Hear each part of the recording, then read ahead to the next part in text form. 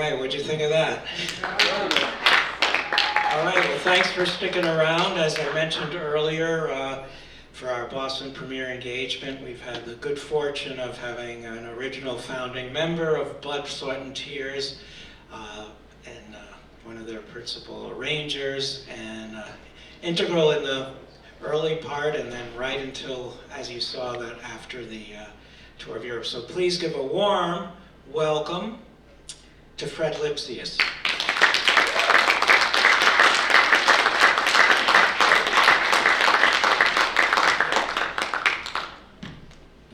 So we had mentioned there's a lot to talk about in Fred's career with the band and afterwards or before, but we'd like to stay away from politics because then we're going to be here forever too. So, you know, I wanted to start by, since I've now seen it a few times, you notice things you haven't noticed. Each time you notice something, you know, you may not have seen before. I saw a couple scenes where you had a movie camera. I think it was you. Was that like a Super 8 camera? Did you actually capture anything that you were able to save? Someone asked me about that. Yeah. Yeah, I had a Super 8. You know, we all bought cameras and movie cameras, and we ended up taking pictures of each other a lot. So, you know, and it's funny, I just told a friend, and this might sound, it's whatever it was. I didn't, you know, you don't think about the future sometimes. I had some film from over there, walking through towns and whatever, you know, but I threw it away. And it probably could have been used for the movie. You know, I mean, it wasn't as important as this, you know, but it shows the way the people and some of the villages and all that. Anyway, you don't think anything's going to happen, and 53 years later, something happens. Well, I wanted to ask you about another thing is you know, anyone out there go to Woodstock? You know, it's always fascinating to know or meet people who went to Woodstock, but you don't meet a lot of people who performed at Woodstock. What are your recollections? When I say, you know, other than what was described in the film, which was about the film itself and not being in it, or just the first songs. We didn't know about that, you know, Yeah. when it happened. I mean, we were playing. And I have you know, we all have different stories about why we're there. But to me, it might sound crazy in front of, what was it, 250,000 people, whatever. But it was just another gig, we were coming out, I think, from Boston or somewhere. We had 3 or 4 concerts. Of course, this was the biggest thing we've ever done, you know. But, you know, and it was raining, it was kind of funky that day, you know. We just played. And I think it was the only time I heard David Clayton sing out of tune on a note or two. Out of all the time I've worked with him. He was that good. And I think just because it was kind of chaotic there, so for a moment. And I think he might have missed some lyric. I miss a lot of wrong notes, you know, sometimes too, but he was, to me, the best singer in pop, you know. Did you actually fly in, like in a helicopter, or did you drive in? Even though I think we were the second highest paid, from what I heard. No, it's not like the Rolling Stones and people getting killed almost with the drugs they were giving to people. It was pretty sick. I have one last related question, then we'll open it up to them. And I have to ask you because I'm a very big Jimi Hendrix enthusiast, and you, Blood, Sweat, and Tears shared the bill with him a few times. Did you ever get the chance to meet or talk to him, or any recollections at all of seeing him? I didn't. David said he knew him in the village, in Greenwich Village they had met. But we were on, I think, before Hendrix, at the end of Woodstock, or 1 or 2 before. And then at the Madison Square Garden thing that they mentioned in the movie that was I think there was a fundraiser for Biafra or something, I forgot, it's so long ago. Yeah. Yeah, was he playing there? I don't know. Yeah. Well, no, the funny thing for me, I'm a jazz person, I'm a jazz musician, That's my first love. And Miles Davis, one of the greatest jazz musicians, he was opening act for Blood, Sweat, and Tears. So, you know, it's a popularity thing. I mean, we had some good jazz players, but it was funny because I don't have an ego about it, but David Clayton told me that one time he had met Miles during the time we were in the band, and he said, Miles said he only likes David. I don't think he was trying to make me feel bad. I said, whatever, you know. So a lot of people don't care about me, you know. Anyone have any questions for Fred from things that come to mind about the band or the film itself? Yes, sir. Could you say just a few words about how the arrangements got made and what your rehearsal process was? Did you hear it? The question is, can you talk? Oh, okay. Did everyone hear that? My wife reminded me, like last year I got hearing aids, which I only used for meetups. But this is really great. I can actually hear you. And I said to my wife, what's the other thing? Not hearing aids, the other one. You put in your ears. Oh, ear filters, ear plugs? Yeah, earplug, you know. So if I did that, you know, so I don't hear anything. So I took the right thing. You get older and things happen. You know? The arrangements. We would have a band meeting. Not everybody showed up. A few of the horn players might not have been interested. You know, there were basically two arrangers after Al Cooper left. I was arranging with Al Cooper in the first band before David joined the band. And I spoke to him recently. He's in the area here, but and I said, I don't think you needed me, you know, because the majority of the tunes on the first album were his, or quite a few, and he knew what he wanted. And we used to sit at the piano in the village in his apartment on the piano, and he would play, and I don't think he could write music that well. You know, I studied, so he would play something, and I would say, wow, that's that E chord with the F sharp or whatever. That would be good for the horns or the flugelhorns or something. And he said, what did I play? I said, you did something like this. So I'd write it down. And so I was kind of like an apprentice in a way. I wrote about 10% of the arrangements, maybe an intro, a little thing in the middle. Like on You Made Me So Very Happy, the majority of arrangement was him. And I used, when he sings, You Made Me So, and I go, ba-ba-da-ba-ba-ba. There's a flugelhorns playing. It's just a simple thing, but it's very catchy also. You know, who's to say what hook catches? And also on the end, I arranged some stuff. But on Spinning Wheel, I wrote the arrangement, and Heidi Ho, I wrote the arrangement, it was me. And Go Down Gamblin', which wasn't a big hit, maybe 3/4 million. I had a jam session with David at his house in, I lived in Mill Valley in Marin County. He lived in the next town north towards wine country in Corte Madera. They were 5 minutes from each other. It gets warmer as you go up. It's very interesting. If you're cold where you are, go up 10 minutes and you're warm, 10 degrees more. But we were jamming on 1 or 2 chords of Go Down Gamblin'. It doesn't have a lot of chords in it. And he was playing guitar, and he sounded really good. Not like any rock player I've heard. But he's very creative, and he can draw well also. And I'm playing electric piano. We played for about an hour on that cassette machine that was happening in those days. And out of his window, he had just a one-level ranch kind of thing. There's a big window, and a deer was out there. And we think we'll do it there, but whatever. And the deer just was silent, you know, and was just stopped playing for a minute. And it was like a very beautiful kind of nature thing for a second. It's weird. But I used a bunch of licks that he played, ideas that he played, because I didn't have the ego, it has to be Fred's arrangement and all my licks. Because when he played, there's a part where he goes, that was him playing guitar. So I just wrote the horns playing it all together on the same notes with him singing. And I used some other licks too, other ideas he had. Because if it's really good and it's pure, what am I going to add to that? You know, it's just the way it is. But we had meetings, and Dick Halligan, after Cooper left, and then myself and Dick were there, and we started to kind of raise our hand, like Bobby Colomby was good. He became a producer for one of our albums, or a co-producer, and Steve Katz got into producing for one of the labels in New York. They were good with picking tunes, like Fire and Rain. I think Steve might have picked that. Bobby was very good. God Bless the Child was his idea, doing a Laura Nyro tune. He just He was good at that.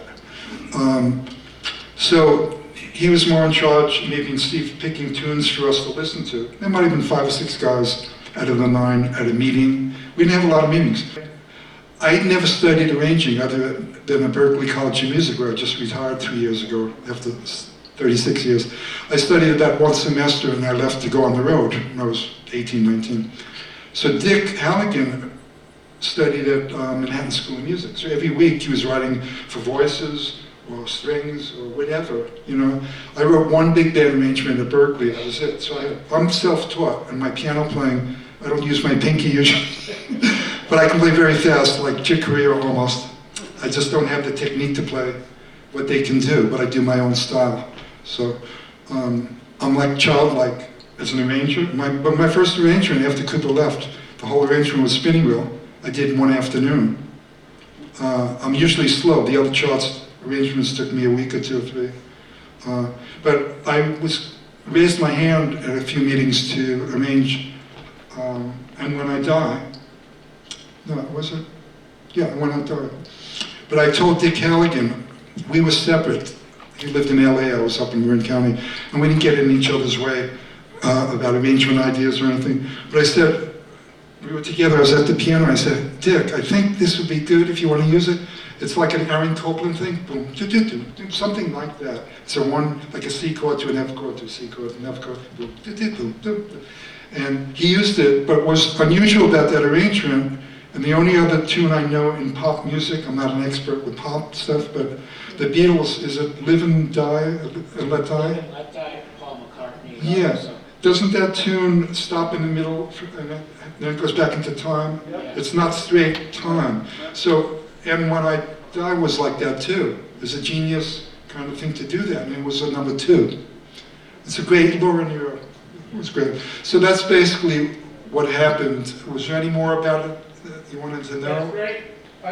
I'm curious about the rehearsals. If the horn's all read and you had parts, or if it was all like... Yeah, I mean, I know how to write for once, and Dick definitely knew how to write. Jimmy Fielder, I don't think he did it by ear. He probably picked it up, but he's an incredible bass player.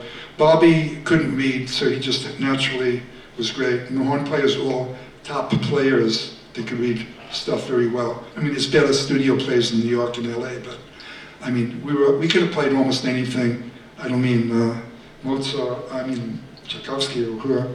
But the thing about the rehearsals, though, this bothered me as a pure musician, you know, that was serious. That we had very few rehearsals. And can you imagine, look what we got here, you know? I'm not bragging about the people in there, but that's it. And some people fooled around a little bit. I was serious, I just wanted to really get the thing right. But we ended up with, everything was great anyway. So it was very little rehearsal. And some of that probably was just the fact that you were on the road playing so much. No, I think people were just lazy. Really? I don't know. It bothered me a little bit. Because, like I said, I was a little more serious than maybe a few people. Although they were really, well, some people were rock people, so they were maybe not used to that, or just play by ear. And I always loved the balance, like Steve Katz, not being much of an improviser. He played some nice licks and all, like, you know, I Love You More Than I Ever Know, some, whatever. But just the variation. We didn't plan anything. This was God's plan that we came together, all white guys, and most of us didn't know each other. One guy knew someone else and called someone else.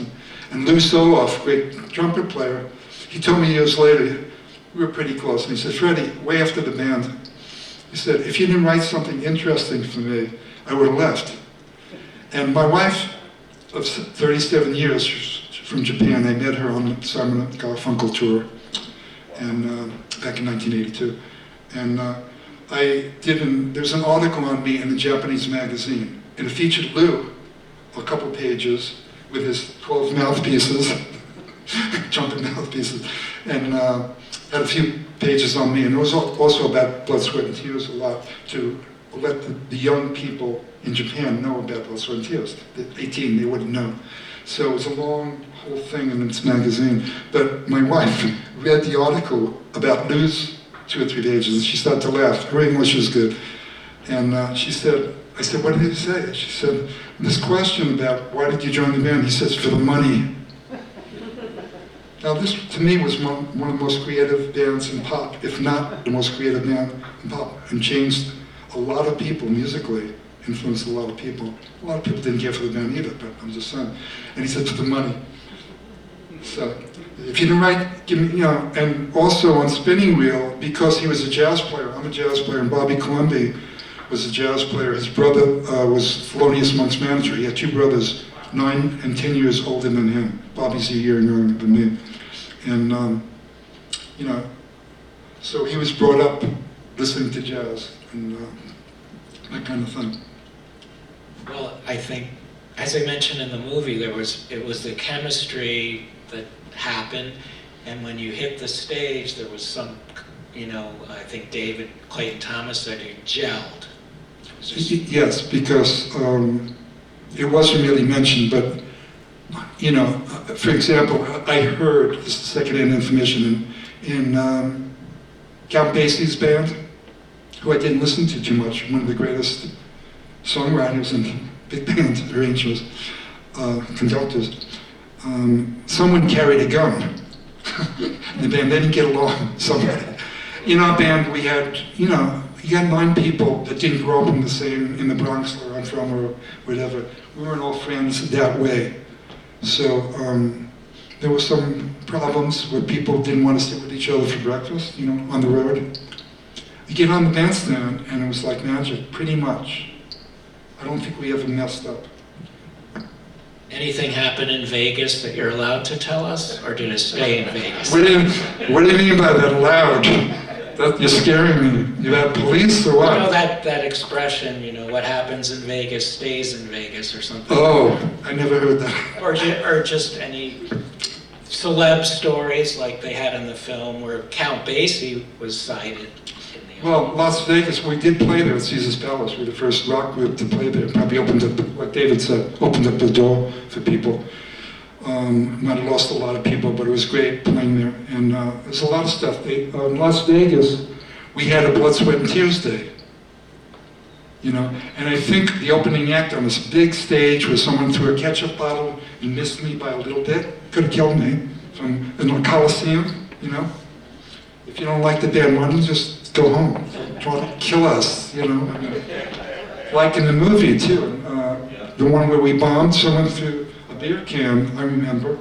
And all those faces are just looking like this. You play your heart out and no one cares. But in Vegas, when we played at Caesar's Palace, there's a lot of things that happened. It was really beautiful. They invited each of us to bring our families out. They have a lot of money, And I remember David was limited to how much he could gamble because they didn't want to, or our manager didn't want him to lose all his money, not just what he made there. And but we were there a few days before, some of us, and we went to see Sammy Davis at the Sands Hotel. We were at Caesar's Palace. And he loved the band. He had an arrangement. Quincy Jones has got some of the most, Grammy Awards than anybody. I don't know if he's still alive, if he passed in a year or two. Yes, Still? He's probably 90-something. But he was the band director for Sammy Davis. I don't think I met him, but, so we went over on a Wednesday. We were playing on the weekend. And by the way, we broke Sinatra's attendance record. These are just things that happened. There were a lot of people in the audience. Sammy was in the front row with Sidney Poitier and who I just mentioned, 3 of them. And Sammy being Sammy, when David was singing or he just loved the band, whatever, Sammy fell on the floor. He was in the front, like it's a showbiz thing or something. He was floored. Yeah, he was floored, yeah. And what was it? Something else. Yeah, we played an extra show because a lot of people wanted to see us that were performing at all the hotels. So we did a second or third show early into the morning, just for them. I don't think we made any money. But, all top people were there. You see all these celebrities coming over. And it's just the way it is. When you're hot, you're hot.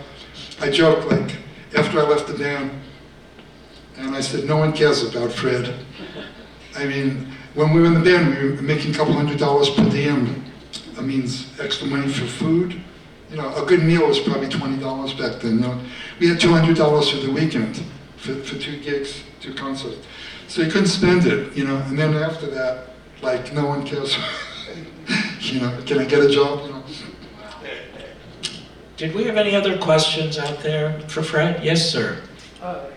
This music of yours was so new at the time, and there was so much sophistication in it that wasn't in a lot of rock and roll at that time.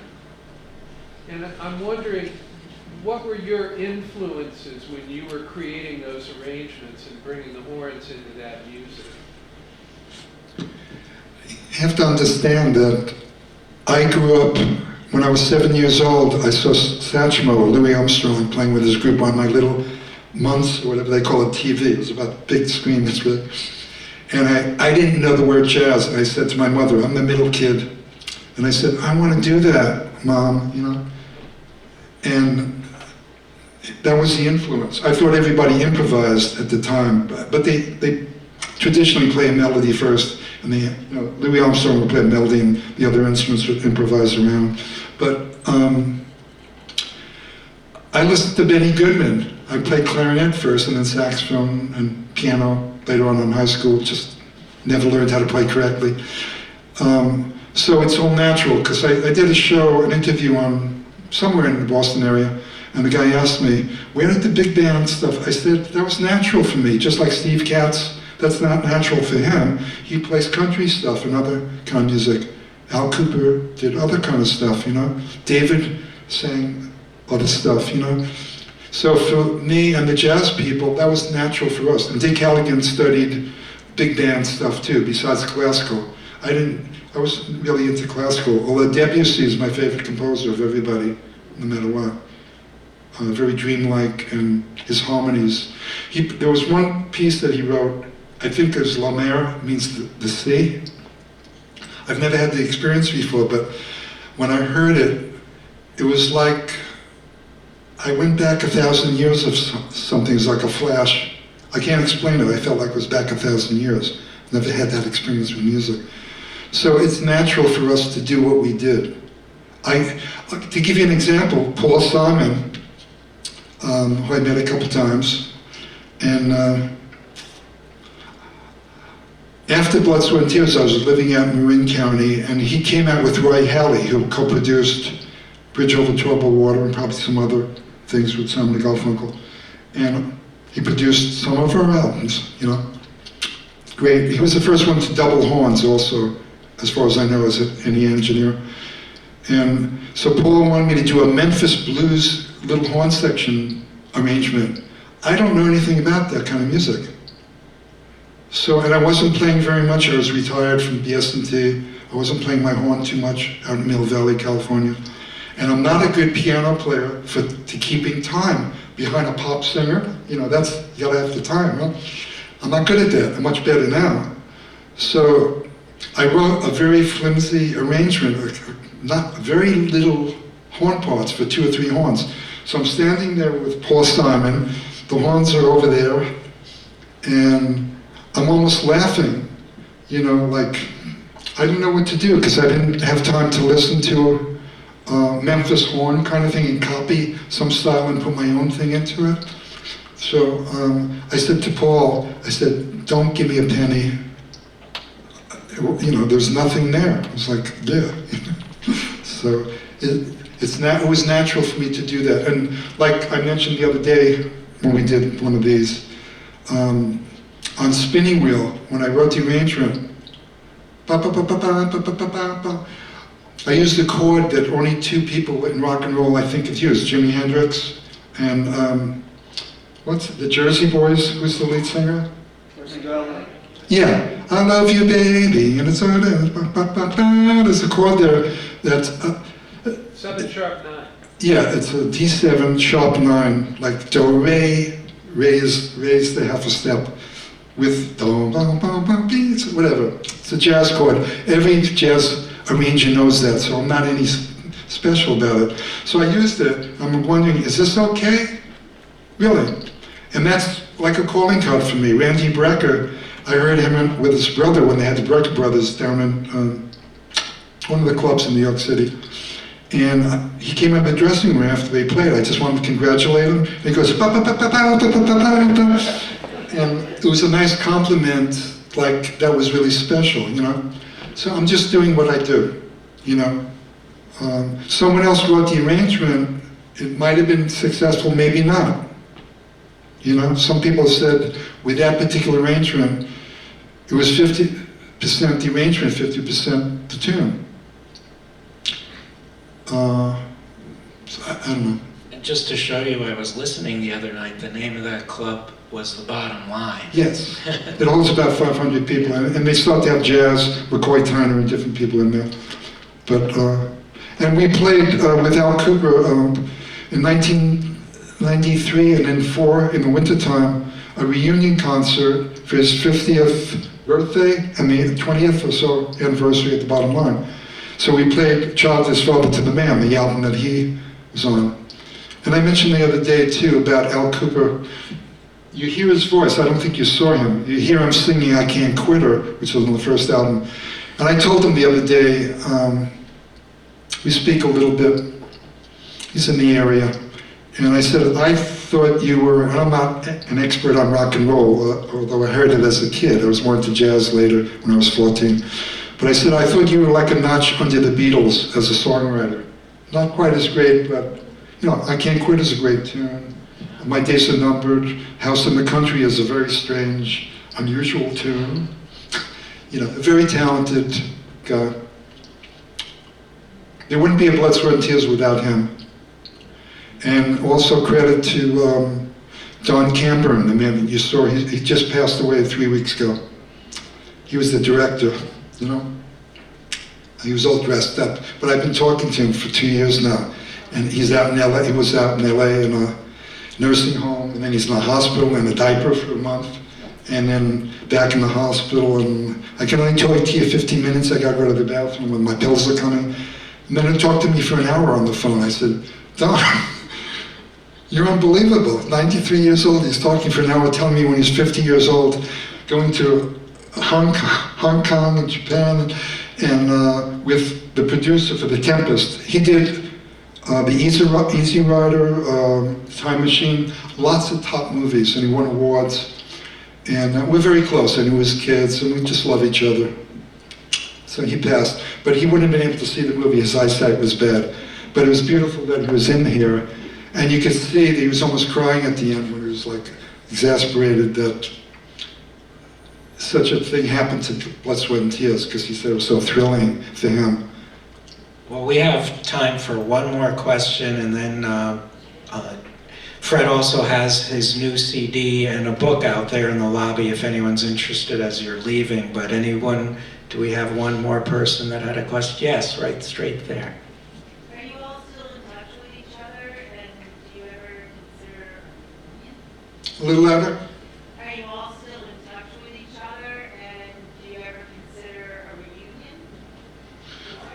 2 of them passed away. Lou Soloff, and years ago I played at his memorial down at Manhattan School of Music with Randy Brecker, one of my tunes. And they told us, don't tell stories about Lou. His parents were in vaudeville. And he's a very funny guy. I don't know if he wanted attention or he's just naturally funny, but he was very unique and a great trumpet player. And and just like for this movie, you saw 5 of us, but there were still 2 more that didn't want to be interviewed for whatever reasons, I don't know. It's not none of my business, but like I said, people in the band, there were problems. Even if we had all of them, I don't know if people would want to play with each other, a couple of people, you know. That had a little to do with why I left, you know. Luckily, I had a lot of close friends outside of the band. I was telling my wife I was close with a lot of people in the band, but I didn't need them at all that way as a friend. But we had a lot of great times, you know. It's just too bad that people had problems with each other. It's just the way it is, you know. I think I heard you the other night say that the band continued on and has had something like 150 members over time. Yeah, I personally didn't care anymore once I left. I've never really cared about the band. I heard that the next album after I left, I was on the first 4 albums, but after I left, Dick Callaghan, the other arranger, we were pretty close. And if I remember correctly, I think he left a month after I left, and we spoke on the phone. And he said, I left because when you left, I didn't feel the energy in the band anymore. And maybe as a friendship thing, I'm not tuning my own horn or anything, but that's just the way it was. And then I found out a couple of years later from his ex-wife, who visited me in New York, and she said, Dick felt like you were his best friend. And he never told me that. You know, some people can't express things. I think it would have colored our relationship a little more. He was a great guy, very, very talented. But I don't think we could get together again. But I guess what I'm saying too is, I don't really care about the band anymore. I don't. I mean, they've been doing the same tunes that us 3 arrangers did. And they're just making money off that. We were a very creative band. We could have been doing any kind of music. Even, we were ready to do one of the composers, Tchaikovsky's, it was like a kid's... Year of the Wolf. Yes. Prokofiev. Yeah, Dick Callaghan and I could have written some incredible stuff with rock beats. It would have been incredible. That's just one thing we could have done because you're good musicians. And Dick was very, very creative. And I do what I would do. But it's just the way, I mean, there's a lot of stuff. But I just didn't, I'm not jealous or anything, but they never had any hits after Dick and I left. The band, they might have better players even, but so what? It's what you really deliver. And I just felt like Al Cooper, myself, and Dick Callaghan, arrangers know a lot more stuff than us, but can they make the bridge? I like to communicate with people, you know? I didn't know we were going to be successful. We didn't know. It was all naive. We just got together and it worked. And we're just middle-class people. Like a moment in time, but what a moment, huh? Yeah. Well, thank you. Thank you, Fred, Thank for you. being here. Thank you all for sticking around. We really appreciate it, and we'll do it again sometime.